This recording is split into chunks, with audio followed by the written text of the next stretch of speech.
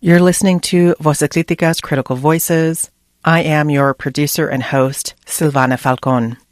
Today I'm talking with Dr. Safiya Noble, Associate Professor at UCLA in the Departments of Information Studies and African American Studies, and a visiting faculty member to the University of Southern California's Annenberg School of Communication.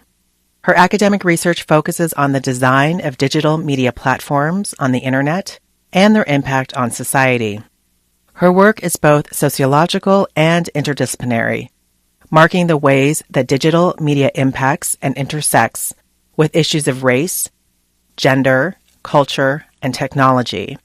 She is regularly quoted for her expertise by various national and international press outlets on issues of algorithmic discrimination and technology bias, including The Guardian, the BBC, CNN International, USA Today, Wired, Time, and the New York Times, to name a few.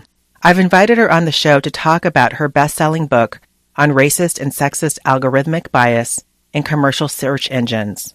The book is titled Algorithms of Oppression: How Search Engines Reinforce Racism, published in 2018 by New York University Press. Welcome, Safiya, to Voces Críticas, Critical Voices. It's wonderful to have you here. Thank you. It's great to be here. So before becoming part of academia, you were first part of corporate America. Having been in both worlds in your career, you've seen the dual purpose of search engines. For corporate America, it's been about marketing and promotion. And for academia, it's increasingly becoming about access to knowledge and other information. Do you think we've reached a crisis point in which the labor of information professionals, like librarians, is in jeopardy in an educational system that seems to be in perpetual budget-cutting climate? Absolutely. There's no doubt that librarians are being displaced, as are, quite frankly, teachers and professors and, let's say, parents and other trusted people who teach us in our lives. Many people are outsourcing their knowledge needs to search engines and increasingly to social media.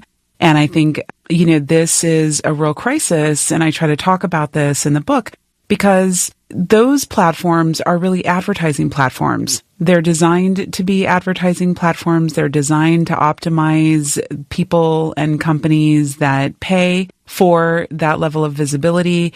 And that's a really different set of values about making knowledge available than, say, a librarian has or a teacher, which is we're more interested in things that are credible, things that have been vetted. As you know, librarians are really in many ways the guardians of scholarly knowledge for millennia. And when you think about that being divested from, particularly here in the United States, where libraries and schools and universities really are the powerful counterweight to advertising platforms, and yet those are the institutions that are being defunded and are in incredible jeopardy. So, of course, this has affected the profession, all of our professions, and it's something we must keep our eye on.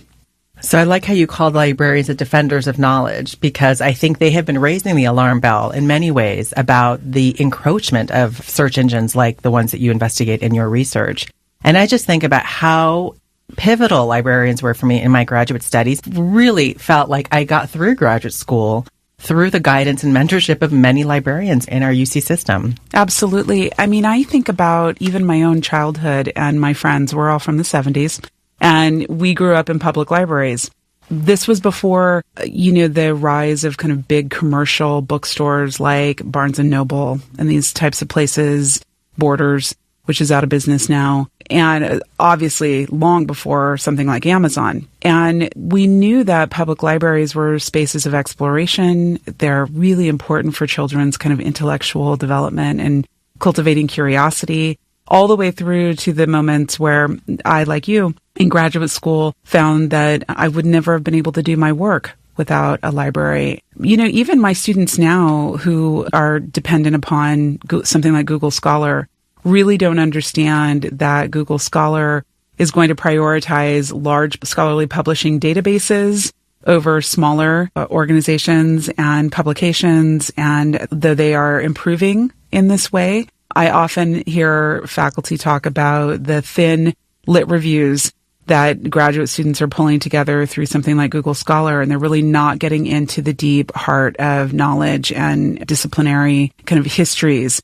So we have a lot at stake when we start getting, thin reference points, or we leave knowledge in the hands of those who can afford to buy books. So how should we now, as educators, as faculty members, respond to this devaluation of information professionals, of librarians?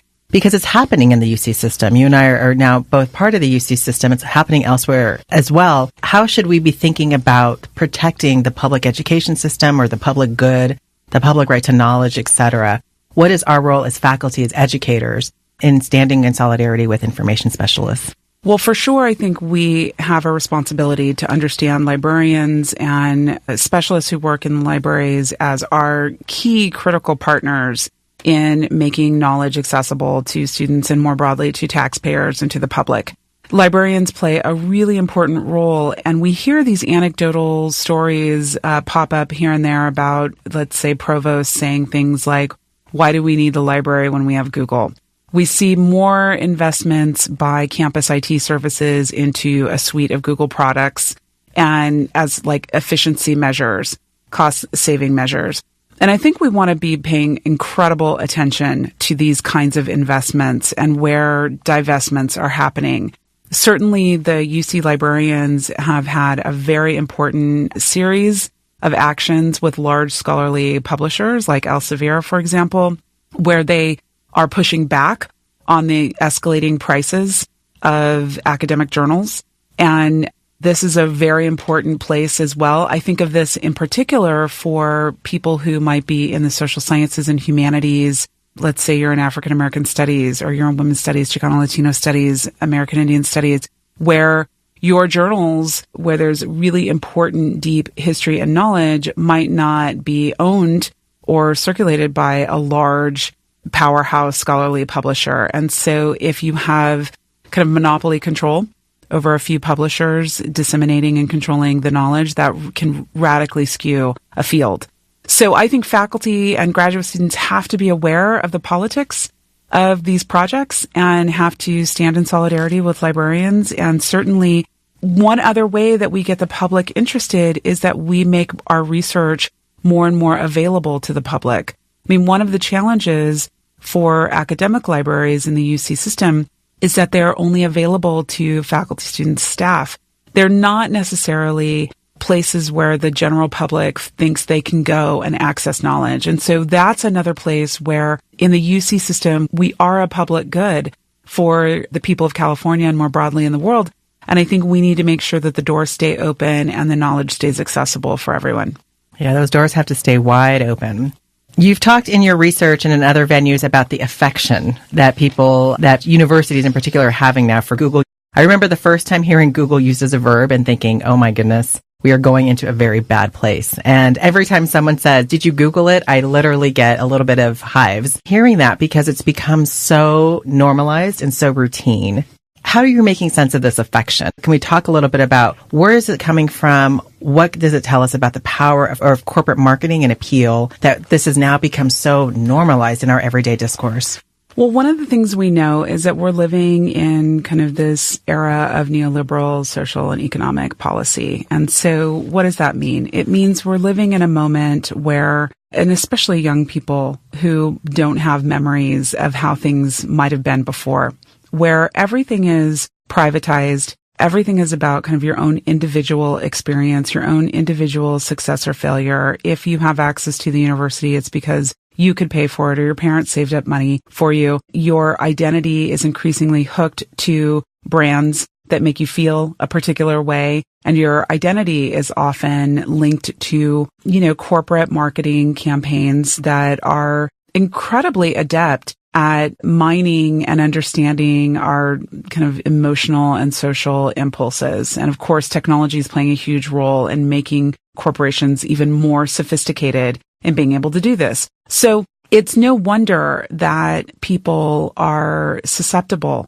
to building these affections. In fact, I often joke with my undergraduates when I'm teaching them units on technology and specifically on Google, they get so upset. And it's like I'm talking about their mama, and I'm like, I'm not talking about your mama. I'm talking about a company. And for many of them, Social movements have been linked to companies. Their own personal politics are linked to brands. And it's very difficult for them to uncollapse or separate those experiences and those ideas. So this is why we have, of course, such a huge uptake. And that notwithstanding that Google has been incredibly crafty and smart about their own discourses, their own marketing materials, right? Making all the world's knowledge public, do no evil, all of these ideas. When I first started studying Google back in, 2009, 2010, when I would ask people around the academy what they thought Google was, they would say it's the people's search engine. And even to this day, I just was talking to a librarian. She's actually a Wikipedian in LA. And she said, before I read your book, I thought that Google was a nonprofit. So, wow. Wow, right?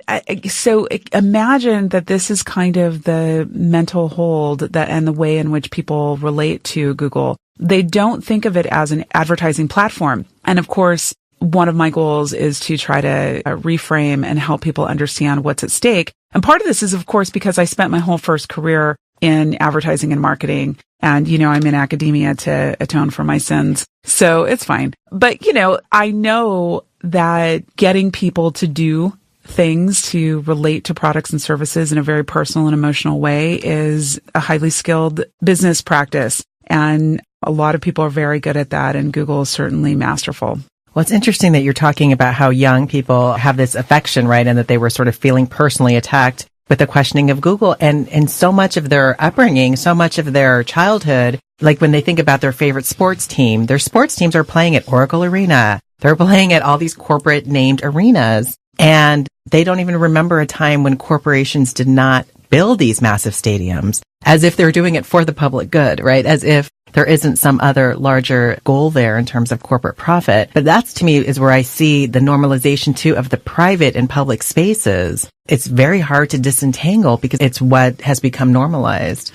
Absolutely. And, it's really interesting that you say that, because I think that people think of these naming rights and these projects that come to their communities, trying to attract tech companies into a corridor and bidding for large companies to come to their town.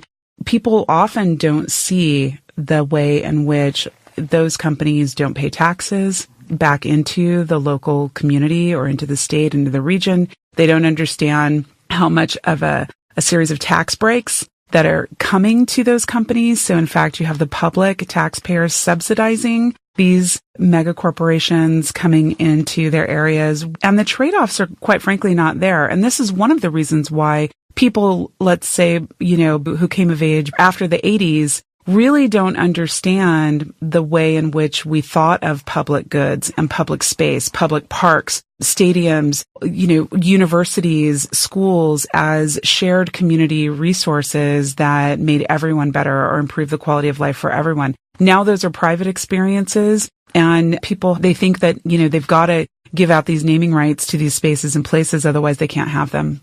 You are listening to Dr. Safiya Noble, Associate Professor at UCLA in the Departments of Information Studies and African American Studies, and a visiting faculty member to the University of Southern California's Annenberg School of Communication. She is the author of a best-selling book on racist and sexist algorithmic bias in commercial search engines. The book is titled Algorithms of Oppression: How Search Engines Reinforce Racism, published in 2018 by New York University Press. You mentioned earlier about Google sort of taking over these academic institutions. We no longer have email. We have Gmail. We now all rely on Google Docs, Google Calendar, Google Drives, Google whatever. How much is this worrying you? And are we at a different crisis point here when we think about this profound intersection that's happening between public education and the right to public education and the encroachment of a corporation like Google, which is not just at the university, it's happening also at the middle schools, at the elementary schools. It's starting at a very young age now. Well, I'll tell you, I've been on the internet for a really long time. Today is, in fact, the 30-year anniversary of the World Wide Web. And I was on the internet before the graphic user interface. And I can remember being an undergraduate in college in the CSU system and Microsoft becoming the widely adopted platform for word processing, spreadsheets, and so forth. And I remember having similar conversations in the late 80s and into the 90s about the monopoly status of Microsoft on college campuses. And of course, there were, people, there still are kind of two choices. I mean, there were the Linux crowd, but really it was kind of Apple and Microsoft. And one of the things that I think has happened, if we look back, maybe taking a step back from Google for a minute, is now we have just the total normalization. I mean, using a Word document really also is synonymous with just Googling it. Okay. And so what I see is we are kind of right back into this moment of hyper-normalization of Google, except when you start talking about having Google as your IT backbone, let's say in a university, you have wholesale data mining of everyone that's on email for the campus and for the entire system is being surveilled by this company. I think that is putting a lot at stake. That's a huge trade-off to not maintaining your own servers and your own email system. When I was in the Department of Information Studies at UCLA, I'm at USC right now on leave, but I remember when Gmail was proposed and moving to the Google Suite, and the Department of Information Studies, many of the faculty, and I mean, we're the library information nerds, and we wrote a letter and said, this is a terrible idea, but we're a tiny department at UCLA. So we're going to continue to see a total integration of these products and services. And the question will be, how much will it cost us? Because these things are not free. We're trading our data. We're trading students' data. We're trading their privacy. Many of the kinds of commercial technologies that are being brought into the university concern me. I remember when Turnitin became the really important, plagiarism, anti-plagiarism software that faculty were told you had to use Turnitin and make your students put their papers into the system to see and detect any plagiarism. And I would never put my students' papers into Turnitin. It was like my own silent protest. And now Turnitin just last week was sold for over $1 billion. And, I think to myself, wow, the papers I wrote when I was 18 or 19 years old, when I was just trying to experiment with ideas and thoughts, are now in some private commercial database that might follow me into the future. I mean, I want our students to be protected when they run for Senate or Congress or the Assembly, or their activists or their parents. I don't think that their thought experiments in their private experiences intellectually with their professors and instructors should be available for sale out here in the world. And so these are the kinds of things that I think are incredibly risky. So then I guess, how do we avoid becoming complacent? At least here on campus, when the Google Suite thing got adopted and there was a tremendous amount of pushback specifically around the privacy issues and who actually is owning our email and what is happening here. What do we do? How do we avoid becoming complacent? Because it does feel sometimes now we're stuck with G Suite. Is there ever going to be another new normal? Well, I think the faculty, one of the things that's amazing about the UC system is we have this system of shared governance, and the faculty have an incredible amount of influence. And I think we must become well educated about what's at stake in these platforms. And of course, if we don't know, how could we ever expect students and, the broader public to understand what's at stake? So that's certainly really important. And we could bring forward resolutions on the campuses and in the system and talk about these things. I know that these conversations have been happening, and I know that there are many faculty who have raised important critiques. But again, we still have a lot of education to do just among the faculty. Just think about how much conversations have changed between faculty and staff and students because of the documenting of those conversations on something like an email. And, those things I think are also being increasingly influenced by things that might not be in the best interests of having, good relationships with each other. Not everything should be discussed on an email. One of the things that I find is that we're in a hyper-vigilant state of email paranoia, not putting things on email. So, these systems, while they create certain kinds of affordances, they also have significant consequences. And I was thinking about, there in the Chronicle of Higher Ed a couple of weeks ago, there was an article about, is email making professors stupid? I don't know if you saw this. Did not see that. Oh my God. So one of the things, it was a Stanford professor, I think he's in math or computer science, who says he refuses to read email. And the article argued that having to respond to so much email, which of course, we are overwhelmed with email, and the truncated communication form that it is really impedes our ability to think in a long format, which is actually, for most of us, our job, is thinking through complex ideas with time. And email is such an intrusion upon that, and it also helps us think differently in ways that are antithetical to trying to think intellectually and with a research mind. And so he says, I just don't respond to email. Well, what was the solution? He has a secretary who prints out all of his emails and does the labor of reading his emails. And so I thought, of course, me and all my girlfriends who are professors, we're like, that's interesting, right? Kind of a problem. Right. Like, we don't have women to outsource that labor to. And also we probably wouldn't. But of course, these systems, again, get instituted in ways that are becoming more and more complex and changing the nature of how we do research and education. So those are like bigger philosophical questions that I think are interesting to think about too. Yeah, I'm so ready to break up with email. I'm over email. I'm so over email. And what's so interesting to me about when I decided I have to break up, and, we're sort of in a gradual breakup with email, I've started to now pick up the phone more, right? And I've called colleagues to get things resolved. And I still remember this one exchange with a graduate student who wanted to get into this class, and he was having trouble getting a hold of the professor. And I've emailed the professor, and I'm not hearing back. I said, well, let me just give a buzz. Talk to the colleague within 2 minutes. Problem resolved. He'd been inundated with emails. The email had gotten buried, just like so many of our emails had gotten buried. I contacted the student, said, you're in the class. And he said, I've never had anything resolved so quickly. This is what happens when you pick up the phone. That's so real. I met this woman at Weber State a professor, she's a historian, and she broke out this flip phone, this Razor, and I was tripping. And I was like, what? And she goes, girl, I can't even mess with the email anymore. She said, I just get on the phone. So of course, I had to get on eBay and buy a Razor myself. And I'm about to activate it. And one of the things that my own personal strategy is I'm going to put an autoresponder on my email that says, if this is something we could work out in a few minutes that would avoid us having 10 email exchanges, why don't you give me a call on this phone? Because the truth is, there is something to really be gained in terms of our own productivity and relationships and connections. That student was probably complaining about me and had sent me 100. No, don't worry, it was not you. It's totally me. I've actually had to put up responders on that say now, if you don't hear from me within 48 hours, you're going to need to email me again. But then what does that mean? I have 1,500 emails. So, I think all of these things are they're interesting conversations to have, and faculty could, in the UC system and the CSE system, in higher ed broadly, I think we could think about, and of course there are people studying the impact of these new technologies and how they're transforming our relationships, and sometimes not for the positive. Totally. You're not connected to the students. You're not connected to your own colleagues on your own campus.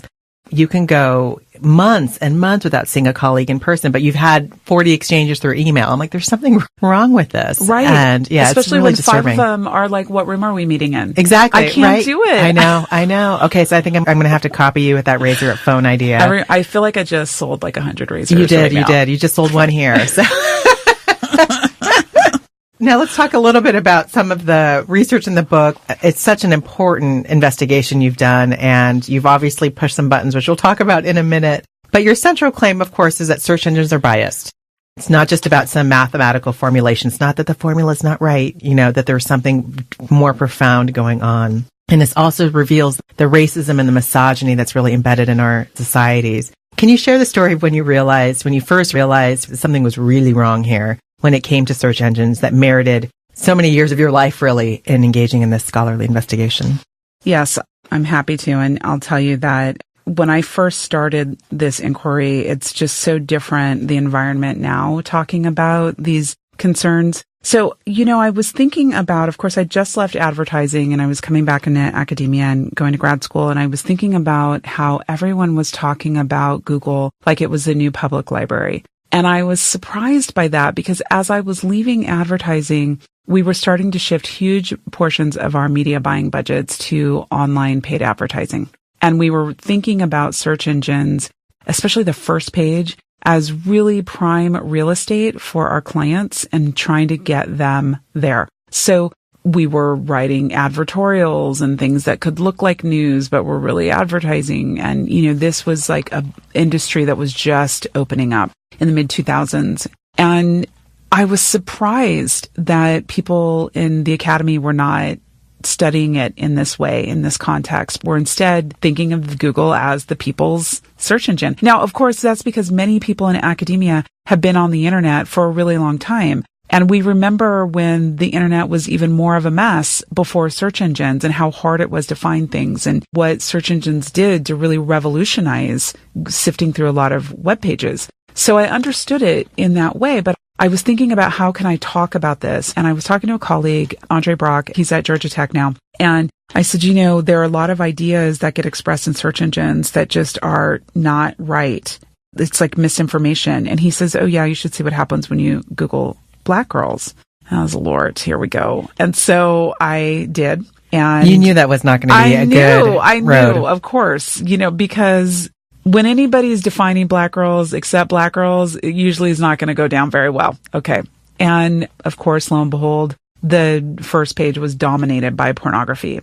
And, at the time, my stepdaughter was about, she was a tween, and I had just a little ladder of nieces all the way down to about 3. And I was thinking about them as Black girls and what did it mean that if they were to even look for themselves. And of course, you didn't have to add the word sex or porn. Black girls were synonymous with pornography, as were and are Latina girls, Asian girls. This is what was the impetus for the study.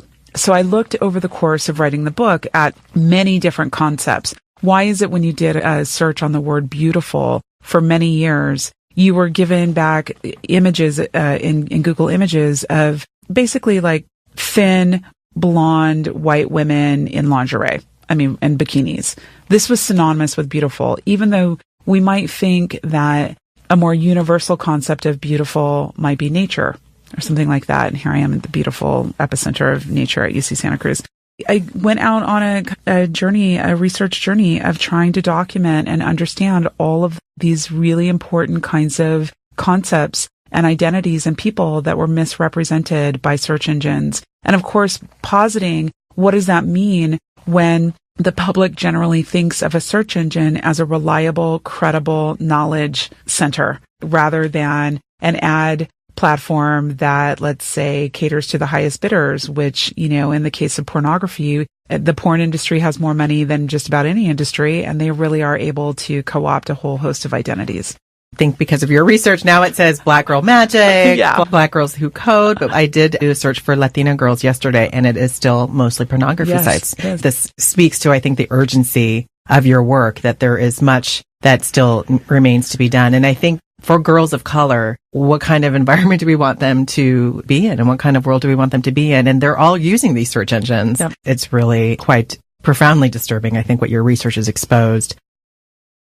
You are listening to Dr. Safiya Noble, Associate Professor at UCLA in the Departments of Information Studies and African American Studies, and a visiting faculty member to the University of Southern California's Annenberg School of Communication. She is the author of a best-selling book on racist and sexist algorithmic bias in commercial search engines. The book is titled Algorithms of Oppression: How Search Engines Reinforce Racism, published in 2018 by New York University Press. You've also got some attention on Twitter, some hostility, some pushback. Twitter has its own problems with misogyny and racism, as we know. A historian challenged you through Twitter from the Institute of Electrical and Electronics Engineers. He really took issue with your book, and the best part about it is he took issue with your book without having read your book. I feel like we've seen that before as well.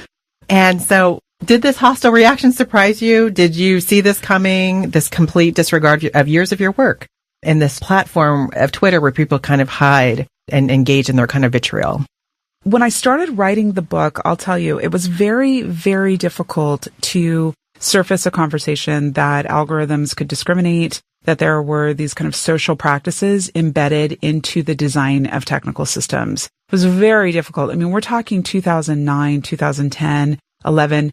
Now we're in a media environment where The Guardian once a week, right? Or USA Today, a lot of great media outlets are exposing all kinds of disparate impacts of algorithms and artificial intelligence. But when I first started writing this book, no one believed. And so in some ways, I expected those early days, by the time the book came out, as I was writing, and I was like, well, I'm going to be met with a lot of hostility, because I was being met with a lot of hostility and people who refused to acknowledge these things, which is why it took me a few years to write the book, because I was trying to gather so much evidence to make the case that by the time the book came out, journalists were already starting to make the case, which, drove my husband crazy, because he was always like, the journalists are scooping you. And I was like, that's not what we're doing. I'm just trying to write this book and do good research. But it was interesting that IEEE, which of course is the largest professional organization for engineers, their historian, one night, I remember I saw it happen real time. I saw him tweet out that he just did a search for Black girls and it doesn't have pornography anymore, which, I can't take credit for that, but I can't not take credit for it. Okay. I'm just going to put it that way. Take credit. Credit. So, I know, because I'm in this silent relationship where a lot of public criticisms that I make of specific results then change. Even the one on Beautiful that I just shared about white women being the conceptual, you don't have to add women or white women, that white women were the epitome of beautiful. And I would say for so many years that I thought it would be nature. And now when you do a search on Beautiful, it's nature. So I don't know. Not getting a residual check, y'all. Yeah. That's your own Black girl magic. That is your own Black girl magic. Okay. So I see this IEEE historian tweet out that because he just did one search, that he refutes the entire book, that he admits that he has not read. And, I will say that for as terrible as Twitter is most of the time, what ensued in the following 72 hours was quite remarkable, which was that so many scholars and students and journalists and people familiar with these years of research and people who had remembered that I had been saying these things for a long time, and they came very hard for him and let him know that not only is it completely unprofessional to not read a book and take it down in a tweet and call yourself a scholarly historian. The irony. But then after the story got picked up by, a couple of news outlets, the history arm of IEEE deleted all of the tweets from the historical record as if it had never happened. And that only just created more of a brouhaha. So, I find that this is not an atypical experience for many women of color who are, as the great book, Presumed Incompetent, right? All of the women scholars who've written articles in that book have talked about that, women of color scholars, we are easily dismissed. People don't want to take our work seriously, but I put the receipts in the book so that people could come to their own assessment. The receipts you did put there in the book, that is for sure. But I think a lot of us who observed this Twitter attack on you felt this was just too familiar in the ways in which entitled, if you will, scholars, and I guess we should use the word scholars in air quotes, would just come at you in that sort of public way. And I think that it just revealed really sort of profound embedded logics of racism and misogyny that are even in our own academia. Yeah, it's true. And I'll tell you, the way in which people are emboldened in social media to attack, and many of us have different experiences. In that case, it was kind of a scholarly attack, professional attack, but I've also had, veiled death threats by others. So, many of us have these experiences of feeling hyper visible in these platforms while others are cloaked by invisibility and, handles and all of these ways that they try to anonymize themselves. And I think that this is one of the reasons also why it's so important for us in these spaces to generate community and to support each other. I felt, of course, attacked, and I also felt incredibly supported because so many people do understand that experience and did empathize with what I was experiencing. And so I also try to reciprocate that to my colleagues and friends and journalists that I see under attack too. In your research and in your book, you talk about Dylann Roof, a then 21-year-old white supremacist who killed 9 African Americans at Emmanuel African Methodist Episcopal Church in Charleston, South Carolina. They were there together in Bible study, and they had actually welcomed Dylann Roof to their class when he entered the church.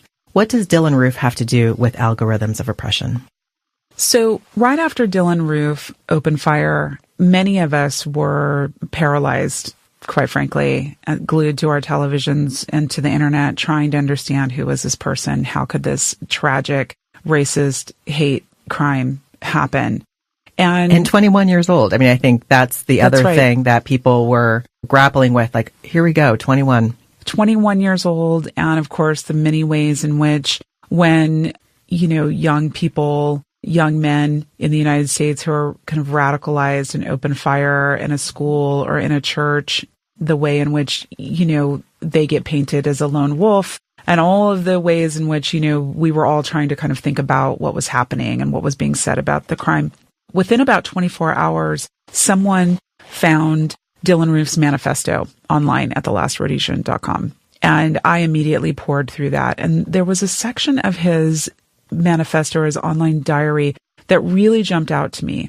And I wrote about that in the book, Algorithms of Oppression. And one of the things that he says there is that he was trying to make sense of the reporting that was happening on the George Zimmerman trial for the murder of Trayvon Martin. And he couldn't understand what all of the hype was. And so he did a Google search. These are his own words. I did a Google search on the phrase black on white crime. And then he goes on to say he had never been the same since that day because he was led to all of these sites that told him about black on white crime being an international epidemic, which of course we know is patently false.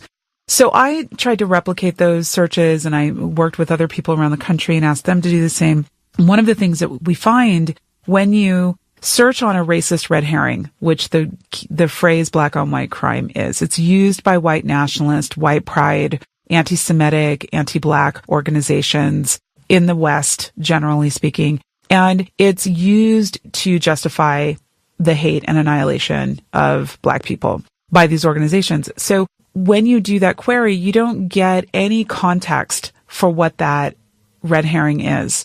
It doesn't reframe you. It doesn't say, did you mean? And it leads you to a whole host of what Jessie Daniels in her brilliant book, Cyber Racism, calls cloaked websites. These are websites that kind of look like they might be a little bit legitimate, but if you just scratch the surface, you see they're white nationalist or white pride organizations.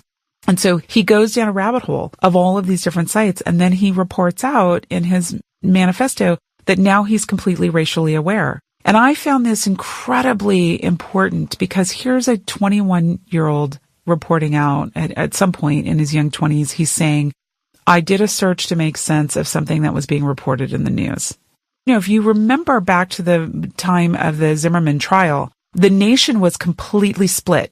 African Americans saying in the polls overwhelmingly that they wanted Zimmerman convicted of the crime of killing Trayvon Martin, and white Americans overwhelmingly saying he should be acquitted, that he was defending himself. So here's Dylan Roof trying to make sense, and he goes through this process of working through Google searches, and then he declares himself racially aware, and then he commits a mass murder, a mass hate crime, a religious and hate crime. And I think these are the kinds of things that are incredibly important. And so as I've been talking about this, the Southern Poverty Law Center wrote about this. Journalists now have been writing about Dylan Roof. We see that Google has actually changed its algorithm, and it does a lot more to bring up information about hate organizations on a search like that. But what it didn't bring when Dylan Roof was doing these searches are things like FBI statistics that show, for example, that crime is an intra-racial phenomenon. The majority of white Americans are actually killed by other white Americans, right? So he doesn't get knowledge or even facts. He gets hate and disinformation. And I think these are the kinds of things we need to really pay attention to when we're asking search engines complex social questions that they, quite frankly, cannot parse. You've also called for alternative search engines. What does that look like in the interest of the public good? What would be the necessary elements for a public interest search engine?